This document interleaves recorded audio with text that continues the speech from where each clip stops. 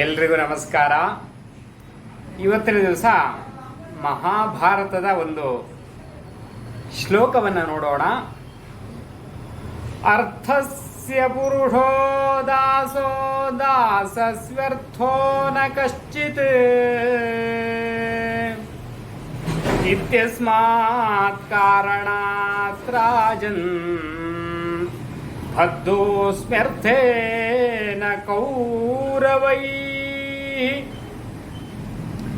ಮನುಷ್ಯನು ಹಣಕ್ಕೆ ದಾಸನಾಗುತ್ತಾನೆ, ಹಣವು ಯಾರ ದಾಸನೂ ಆಗುವುದಿಲ್ಲ.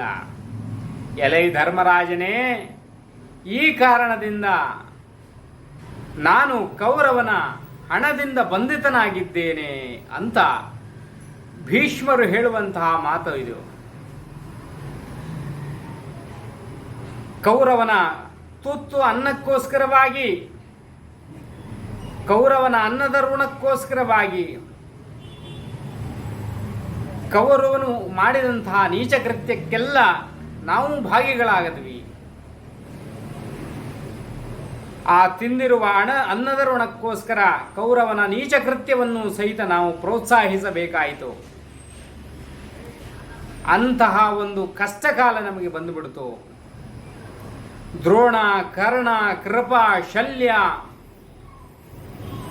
ಎಲ್ಲರಿಗೂ ಸಹಿತ ಕೌರವನ ಋಣದಿಂದಲೇ ಕೌರವನ ಪಕ್ಷಪಾತಿಯಾಗಿ ನಾವು ದುಡಿಯಬೇಕಾಯಿತು.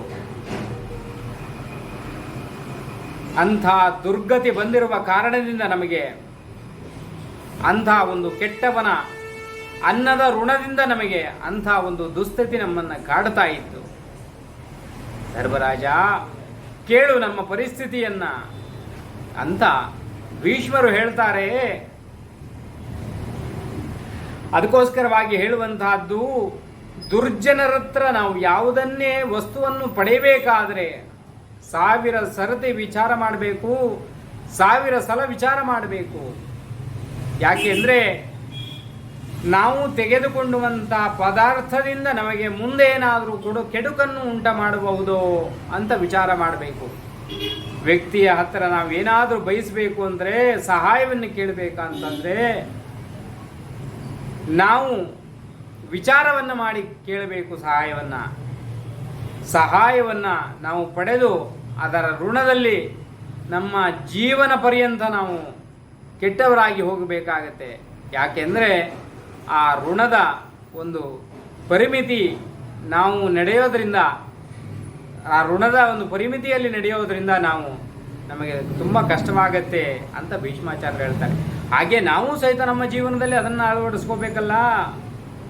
ಯಾರ ಹತ್ರ ಆದರೂ ಏನಾದರೂ ತೆಗೆದುಕೊಳ್ಬೇಕು ಅಂದರೆ ನಾವು 1000 ಸಲ ವಿಚಾರ ಮಾಡಬೇಕು. ಯಾಕೆ ಅಂದರೆ ಅವನಿಂದ ನಾವೇನಾದರೂ ಸ್ವೀಕಾರ ಮಾಡಿದರೆ ನಮ್ಮನ್ನೂ ಸಹಿತ ಕೆಟ್ಟ ದಾರಿಗೆ ಇಳಿತಾನೋ, ಅವನು ಮಾಡಿರುವಂತಹ ಕ್ರಿಯೆಯೆಲ್ಲ ನಾವು ಪ್ರೋತ್ಸಾಹಿಸಬೇಕು. ಅವನು ಮಾಡಿರುವಂತಹ ಕೆಟ್ಟ ಕೆಲಸಗಳನ್ನೆಲ್ಲ ಪ್ರೋತ್ಸಾಹಿಸಬೇಕು. ಯಾಕೆಂದರೆ ಅವನ ಋಣ ತಿಂದಿದ್ದೇವಲ್ಲ, ಅದಕ್ಕೋಸ್ಕರವಾಗಿ ಅಂಥ ಒಂದು ಪರಿಸ್ಥಿತಿ ನಾವು ತಂದುಕೋಬಾರ್ದು. ನಮ್ಮ ಜೀವನದಲ್ಲಿಯೂ ಸಹಿತ ನಾವು ತಂದುಕೋಬಾರ್ದು ಅಂತ ನಾವು ವಿಚಾರ ಮಾಡಬೇಕು. ಭೀಷ್ಮಾಚಾರ್ಯರು ಅದನ್ನು ವಿಸ್ತಾರವಾಗಿ ಹೇಳ್ತಾರೆ. ನಾನು ಕೌರವನ ಚಕ್ರವ್ಯೂಹದಲ್ಲಿ ಸಿಕ್ಕಿದ್ದೇನೆ, ನಾನು ನರಳುತ್ತಾ ಇದ್ದೇನೆ ನಾನು. ಯಾಕೆ ಅಂದರೆ ಕೌರವನ ಕೆಟ್ಟ ಕಾರ್ಯಗಳನ್ನೆಲ್ಲ ನೋಡಿ ನಾವು ಸುಮ್ಮನೆ ಇರಬೇಕಾಗತ್ತೆ. ಅಂಥ ಪರಿಸ್ಥಿತಿ ಯಾರಿಗೂ ಬರಬಾರದು ಅಂತ ಭೀಷ್ಮಾಚಾರ್ಯರು ಹೇಳ್ತಾರೆ. ಅಂಥ ಒಂದು ಪರಿಸ್ಥಿತಿಯನ್ನು ಧರ್ಮರಾಜರಿಗೆ ಭೀಷ್ಮಾಚಾರ್ಯರು ಹೇಳ್ತಾ ಇದ್ದಾರೆ. ಕಣ್ಣಲ್ಲಿ ನೀರನ್ನು ಸುರಿಸ್ತಾ ಹೇಳ್ತಾ ಇದ್ದಾರೆ.